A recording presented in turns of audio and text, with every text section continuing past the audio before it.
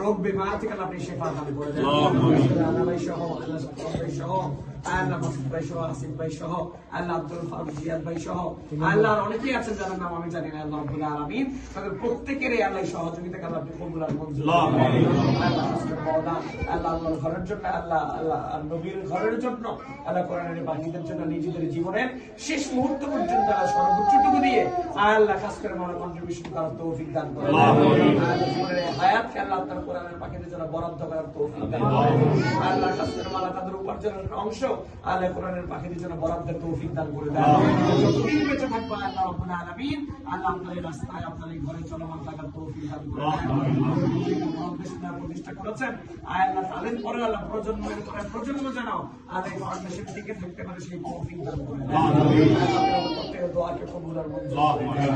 রব্বানা লাকুল মিন্না কুল্লু শাইইন আজমাইন ওয়ারহামনা মা'হুম।